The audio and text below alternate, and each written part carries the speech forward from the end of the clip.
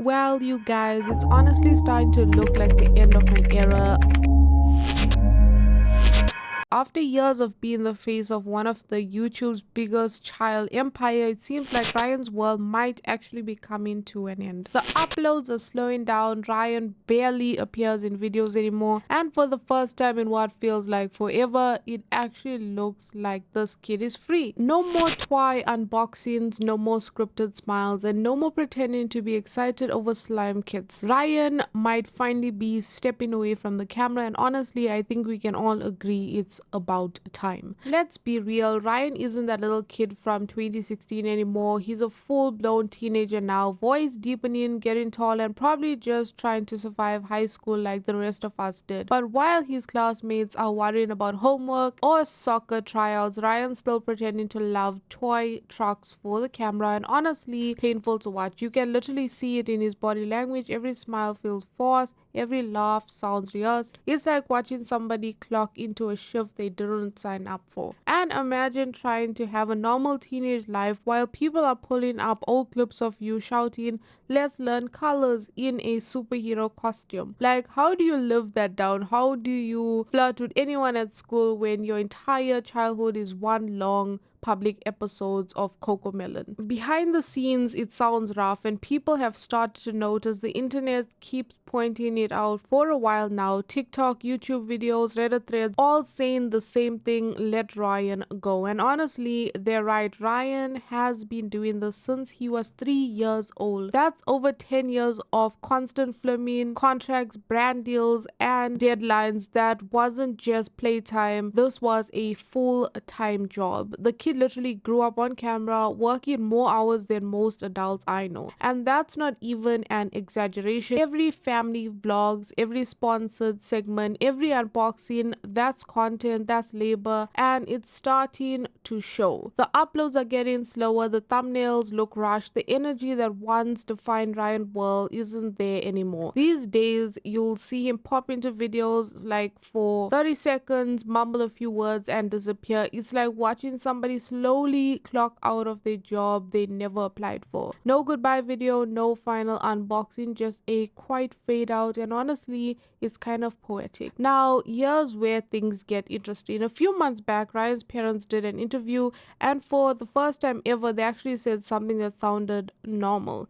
They talked about focusing on Ryan's education and wanting him to live a balanced life. They said he could quit anytime he wants, which, let's be honest, is kind of wild coming from a family that used to post 3 videos a day like their mortgage depended on it. Of course, people are skeptical, and rightfully so, because let's not act like Ryan's parents suddenly discovered empathy out of nowhere. These are the same people who built a billion-dollar empire of their toddler. And it's not like the family's record is spotless either. Remember when the FTC investigated them for sneaking ads disguised as playtime? Yeah, that was Ryan's world. They got caught blurring the lines between sponsored content and kid-friendly entertainment, something that's a no-no. And if that wasn't messy enough, the internet even dug up some receipts of Ryan's mom. Turns out she was arrested back in 2000s for shoplifting clothes from JC Penney's. Like, sure, she was young, but the irony of stealing clothes and then later being accused of stealing her son's childhood is kind of poetic if you think about it. So now, after years of being called out, the timing of this whole Ryan focusing on school thing feels convenient. The views are down, the brands are slowing down, the money probably isn't what it used to be, and just when you think the story's wrapping up nicely, plot twist, because apparently this family has a sequel planned. Yep, Ryan's younger twin sister Emma and Kate are next. That's right, meet the stars of Ek World, the official spin-off channel where the girls do craft challenges and playtime videos just like Ryan used to. At first it looks innocent, cute sibling moments, family fun, and if you've been online long enough, you can see the pattern forming. These twins are smiling for the camera, following directions, and doing what they're told. It's all clearly rehearsed. They're too young to even understand what's going on. They They just think they're playing, but behind the camera is an entire machine, production, editors, managers, and parents who know exactly what they're doing.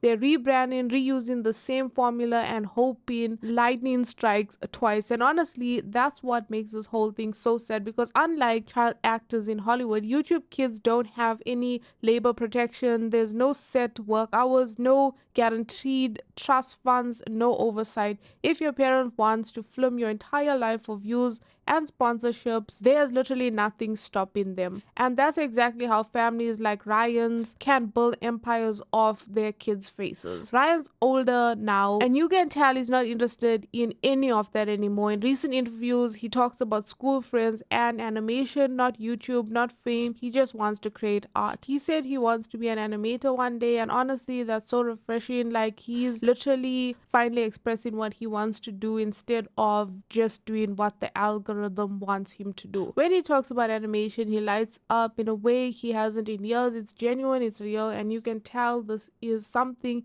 he actually loves. So yeah, it looks like Ryan's world might really be ending. No dramatic farewells, no emotional goodbye vlogs, just a quiet natural fade out. And in a weird way, that's the perfect ending to this whole thing. Because think about it, the kid spent his entire childhood performing. He's earned the right to just be normal. The brand's dying down, the uploads are inconsistent, and Ryan's clearly stepping back. It's the end of an era, and it's also the beginning of something much better for him: privacy, peace, and maybe even high school without being known as the toy kid. And honestly, it feels kind of satisfying to see, after all the years of watching this kid's life turn into a billion-dollar business, seeing him take control of his own future feels like justice. He's done the time. His parents made their millions. Now let him go to school, hang out with his friends, and live his life without a ring light in his face. And you know what? I actually think the internet played a role in this. The constant commentary,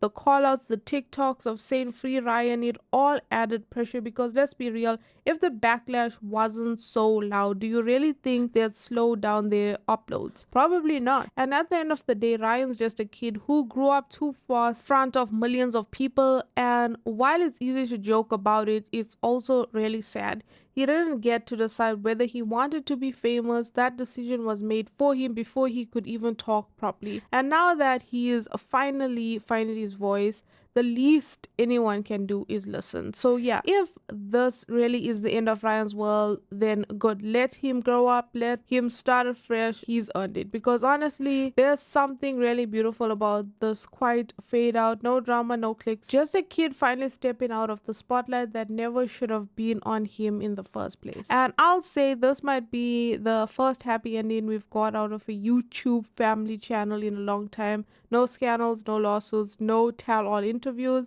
just a clean exit and hopefully normal life. But let's be a bit honest, the second the twins hit 10 million subscribers, we might have to do this whole video thing again. But for Ryan's world, that's it for this video. What do you guys think? Do you believe that Ryan's finally free from YouTube life, or do you think his parents are just rebranding behind the scene? Let me know in the comments below, and as always, don't forget to like, subscribe. I'll see you in the next.